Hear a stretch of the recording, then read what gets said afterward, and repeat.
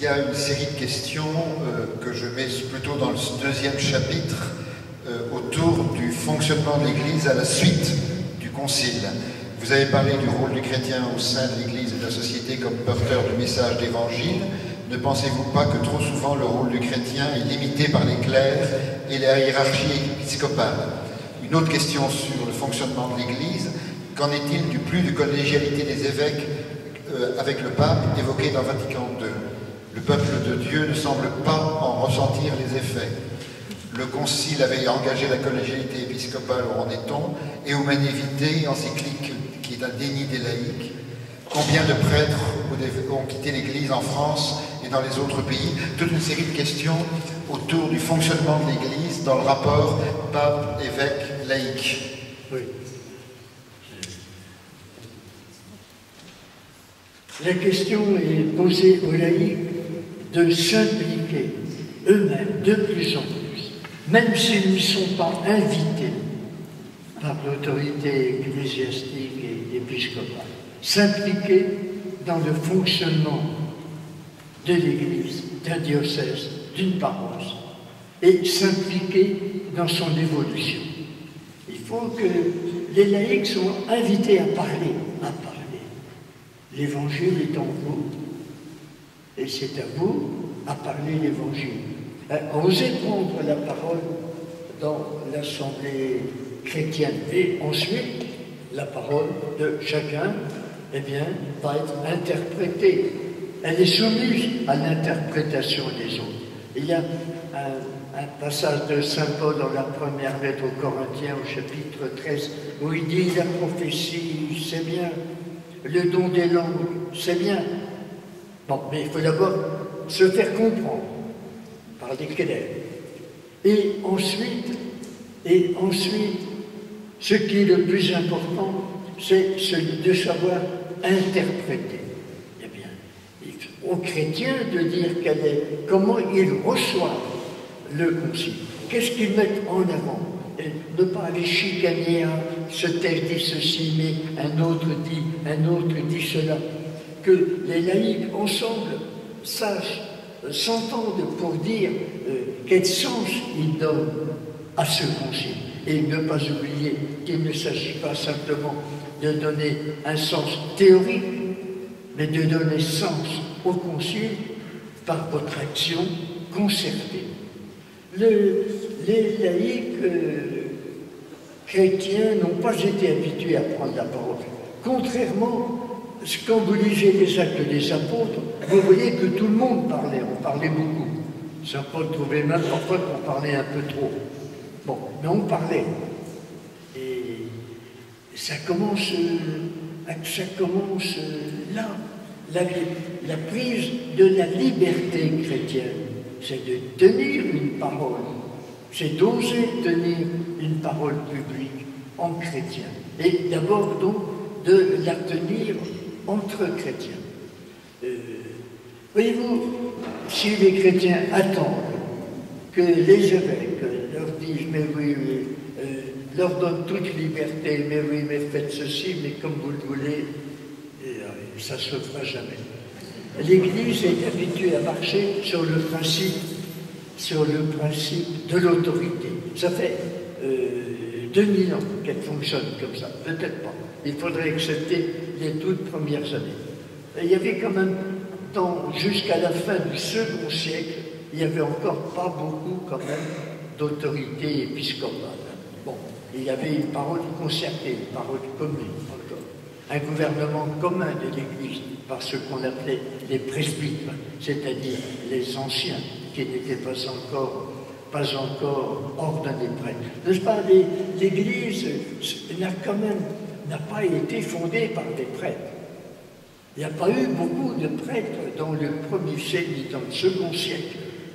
Est-ce que Saint Paul disait, se flattait de ne pas avoir été appelé à donner le baptême. Bon, alors il disait, ah si, j'ai peut-être baptisé quelqu'un. On ne voit pas Saint Paul s'immiscer dans la direction d'une Eucharistie. Donc, il y avait se développait dans l'Église un langage commun, hein, et dans une co-responsabilité de tous les fidèles. Il faut que les fidèles prennent leur liberté, parce que s'ils attendent que les évêques les invitent à leur dire « mais mettez-vous à votre aise », dites eh bien, je crois que rien ne bougera pendant longtemps. Et de fait, ce n'est pas le rôle des évêques. Et les évêques se sentent responsables d'une tradition, d'un ordre, que la communion de l'Église se fasse autour d'eux. Bon, il faudrait peut-être aussi apprendre qu'elle se fasse d'abord dans la communauté. Alors, il y a toute une série de questions, et il y a même manifestement un paquet rédigé d'une seule écriture. Je n'en prends qu'une de ces questions, de cette écriture-là. À l'issue du concile, 70 évêques... Ah, il y a encore une censure.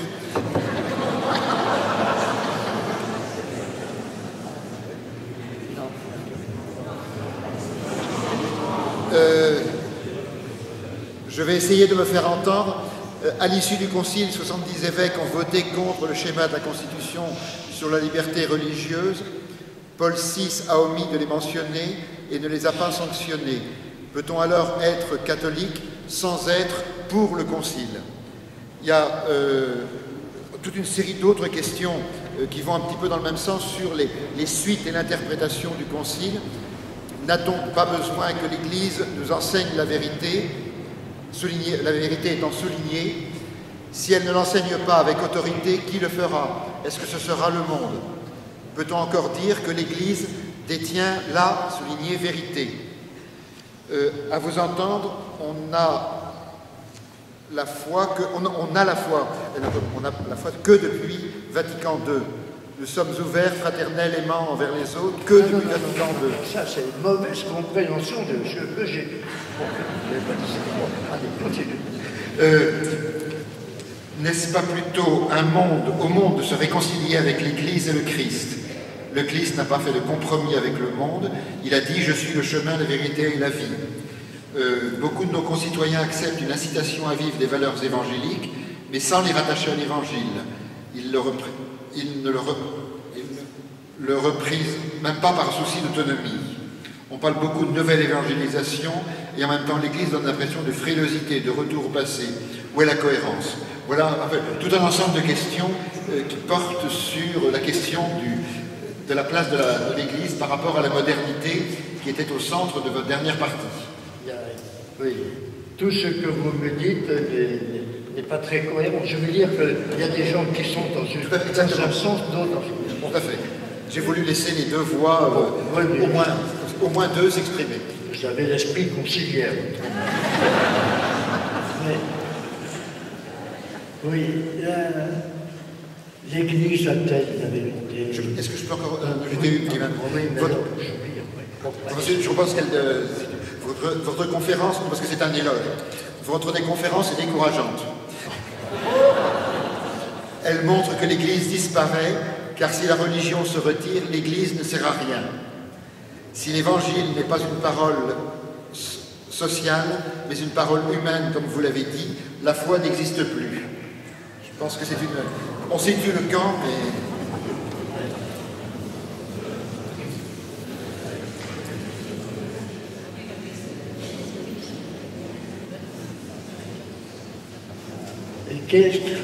Qu'est-ce qu'une vérité qui n'est pas intelligible? Qu'est-ce qu'une vérité qui ne cherche qu'à dire que l'autre est dans l'erreur? Est-ce que l'Église sera félicitée au ciel d'avoir conservé sa vérité si elle n'a pas su la communiquer? Il nous faudrait avoir plus d'humilité. La vérité est humble. L'humilité est la première vertu de l'Évangile.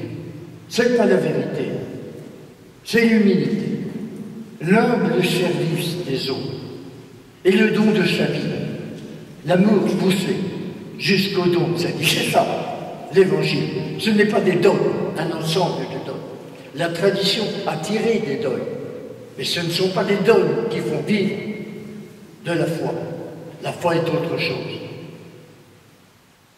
La foi qui n'est pas la simple religion.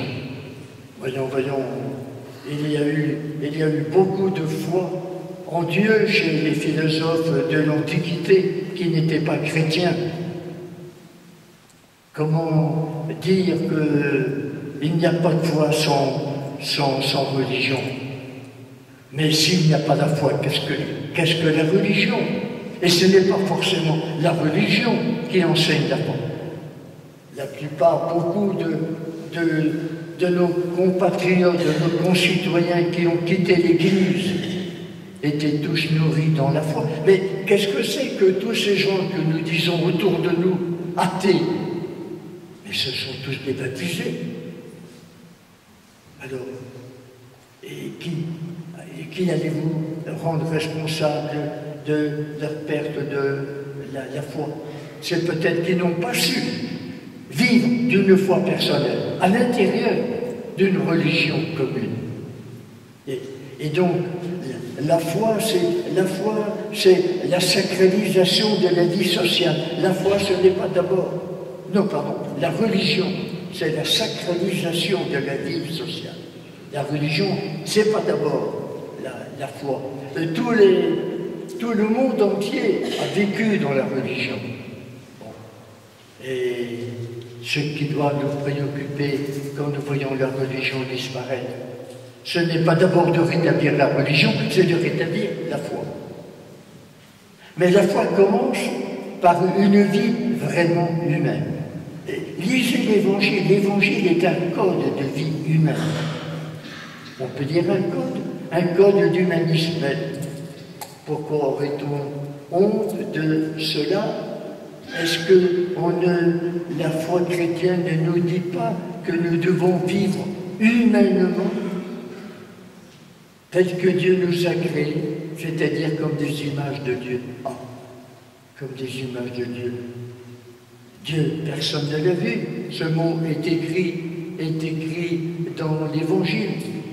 Où apprenons-nous donc le nom de Dieu, si ce n'est dans cette transcendance que nous sentons en nous-mêmes, mais qui nous échappe, parce qu'elle est bien supérieure à nous et qu'elle nous entraîne hors de nous. C'est là où nous entendons la voix de Dieu. Si personne n'a jamais vu Dieu, personne n'a jamais non plus entendu la voix de Dieu, si ce n'est dans son cœur, et c'est là la foi. Et ce n'est pas dans les criailleries où l'on se déchire parce qu'on est plus ou moins religieux, c'est dans le regard de vérité que l'on porte sur soi d'abord, sur les autres ensuite. Et je crois que Vatican II ne nous a pas appelés à remettre toute la religion au premier plan. Elle nous a appelés d'abord à prendre l'Évangile.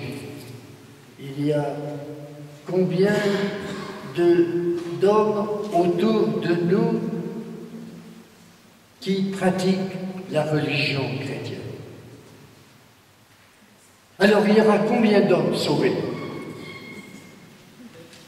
Et est-ce que cela vous plairait vraiment de faire partie du petit nombre des élus alors que 90% de l'humanité irait en enfer? Vous chanteriez les louanges de Dieu? Moi pas. Et il nous est dit que le Christ est mort pour tous les hommes. Pour tous les hommes. Qui à ce moment-là, il n'y avait pas beaucoup de chrétiens. La plupart étaient des païens. Et il nous est dit que Dieu a voulu se réconcilier. Le monde. Il n'a pas dit les religions, les gens religieux, le monde. Bon. Essayons donc, notre cœur est étroit, comme le dit saint Paul quelque part. Le cœur de Dieu est plus grand. Et si Dieu est vrai, s'il est la vérité même, c'est parce que son cœur est plus grand que le nôtre. Alors, essayons d'abord d'élargir notre cœur Et ensuite, également, d'élargir notre esprit. C'est à cela que nous appelle Vatican II.